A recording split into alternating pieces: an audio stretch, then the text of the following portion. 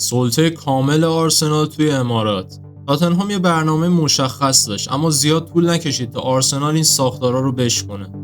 چه تاکتیکایی استفاده شده بود؟ بیاید یه نگاهی بندازیم، مخصوصا روی نیمه اول که خیلی مهمتر بود. تاتنهام تقریبا هیچ وقت زمانی که آرسنال تو یک سوم دفاعی خودش بود پرس نمی‌کرد. یعنی آرسنال میتونست بدون چالش جدی توپ رو جلو ببره. و با توجه به اینکه تاتنهام ممکن بود توی پرس کردن یه خط دفاع 3 نفره ایجاد بکنه، برای آرسنال حیاتی بود که توی این مرحله از بیلداپ با 3 نفر عقب زمینش بازی سازی بکنه تا برابری عددی ایجاد بشه. اوایل این کار عمدتاً با نگه داشتن تیمبر توی عمق انجام میشد. با همین زمان هافبک‌های ساختار باکس تشکیل میدادن و کالافیوری تو نقش فولبک بسیار جلوتر میرفت. تو دقایق اول تاتنهام وقتی فرصت پیدا میکرد با ریچارلیسون پرس رو آغاز میکردن و زمانی که اون از هافبک‌ها جدا میشد این سیگنالی بود واسه کودوس و اوبه که اونو جلوتر بیان و پلینیا و بنتانکور پشت سرشون پرس رو پوشش بدن.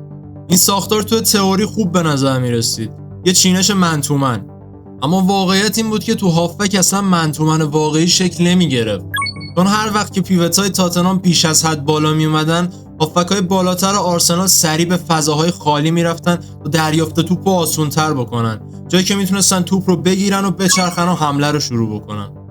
نکته کلیدی این بود که هافبک‌های آرسنال اونقدر عقب میشستن که حتی با وجود 3 مدافع میانی فندفن و دنسو تمایلی نداشتن که از خط خارج بشن و فضای پشت سر خودشون رو خالی کنن.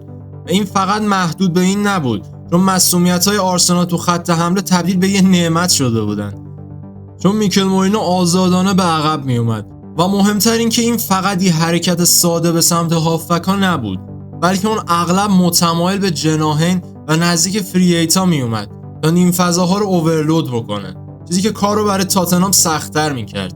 این یعنی چه تاتنهام پرس می‌کرد چه پرس نمی‌کرد، هافبکاش همیشه باید با چندین بازیکن مقابله می‌کردن و حتی اگه مدافع میانی جلو می اومد تا پرس بکنه بازم یه بازیکن آزاد تو نیم فضاها باقی میموند تا به فضا حمله بکنه، اونم در حالی که وینگرها خارج از اون قرار داشتن. اینجاست که مزیت بزرگ ترکیب آرسنال که آرتتا سالا اون رو ساخته دیده میشه. اینی که بازیکنای چند پسته تو مناطق مختلف زمین راحت هستن. ما چرخش دائمی تو همه جا میبینیم، مخصوصا بین مورینو و ساکا، اسپانیایی که مدام توجه مدافع یا هافبک‌ها رو به سمت خودش جلب میکرد و بعد به فضاهای باز حرکت میکرد تا ساکا بتونه بین خطوط صاحب توپ بشه. تاتنهام زیر فشار بود و فرانک مجبور به تغییر شد. تاتنهام همچنان تو قالب 5-2-3 باقی مونده بود، اما کاملا وارد حالت محافظه‌کارانه شده بودن. یه خط جلوی تاتنهام برای پرس جلو نمیرفت و وظیفه اصلی ریچارلیسون این بود که پیوتای آرسنال رو ببنده و وینگرها نیز به سمت داخل بیان. البته کودوس گاهی کمی بالاتر میموند تا اگه پرس شروع شد زودتر وارد عمل بشه و همین موضوع یک ضعف بالقوه سمت راست دفاعی تاتنهام ایجاد میکرد. با این حال برای مدتی تو نیمه اول این شکل محافظه‌کارانه تونست خلاقیت آرسنال رو محدود کنه، اما آرتتا خیلی زود اینو تغییر داد. فاصله زیاد تو مناطق کناری باعث شد نگه داشتن تیمبر تو عمق بیفایده باشه. پس حالا تیمبر بیشتر به سمت راست جلو می اومد، چه تو عرض و چه تو نیم فضاها، و حالا به جای اون یکی از پیوتا به عنوان مدافع سوم تو فاز اول حرکت پایین می اومد، ولی نه تو مرکز مثل همیشه، بلکه به سمت بیرون مدافع مرکزی. هدف این بود که تاتنهامو مجبور کنن از حالت دفاعی مورد علاقش، یعنی تمرکز کامل تو مرکز، خارج بشه.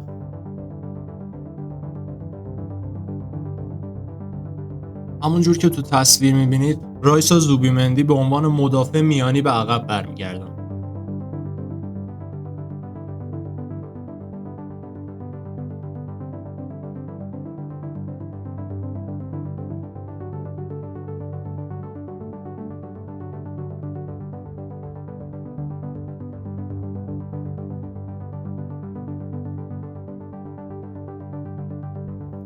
هدف این بود که جلوی اینو بگیرن که تاتنهام همون جوری که میخواد دفاع کنه، یعنی با محافظت شدید از مرکز، چون حالا آرسنال شروع کرده بود به ساختن اوورلودهای گسترده از کنارها و پاس به سمت منطقه کناری از طرف آرسنال تبدیل میشد به تریگر پرس تاتنهام. طوری که یک هافبک یا یک وینگ بک مجبور میشد برای پرس جلو بیاد و این حرکت میتونست فضا رو تو مرکز یا مناطق کناری باز کنه. و آزاد شدن تیمبر باعث شد که چرخشه آرسنال تو سمت راست حتی روونتر بشه، چون خوشحال بود که اینجا باید باشه یا حتی اینجا. و وقتی اون به خط طولی میچسبید، مورینو و ساکا هر دو به کانال مرکزی میومدن و چرخش‌های عمودی، یعنی اینکه چه کسی عمیق‌تر میومد و چه کسی جلوتر میرفت، حتی موثرتر میشد و کمک میکردن مدافعان رو گمراه کنن.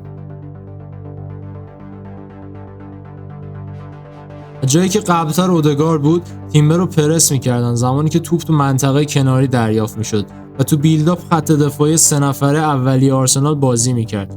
حالا با جلو رفتن تیمبر اون مجبور بود خیلی عمیق‌تر و زودتر و وسیع‌تر دنبال اون حرکت بره، چه به سمت مناطق مرکزی چه به سمت مناطق کناری اگه تیمبر به اون سمت حرکت میکرد.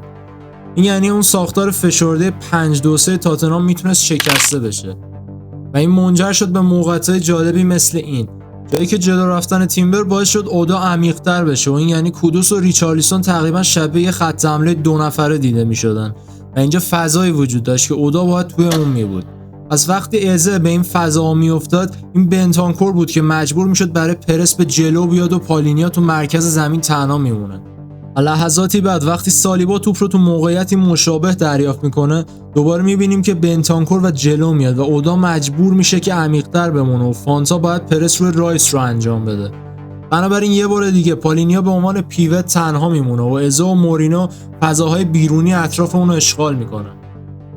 این به مورینو چند صدم ثانیه اضافه میده تا بتونه تروسار رو پیدا کنه، حرکتی که سرانجام مقاومت تاتنهام رو میشکنه و از اونجا همه چیز برای تاتنهام فرو ریخت، چون آسیب پذیریشون تو پرس باعث شد که مجبور باشن مدت‌های طولانی بدون توپ بازی کنن و این غیر ممکن بود که بتونن یه حمله پایدار رو شکل بدن.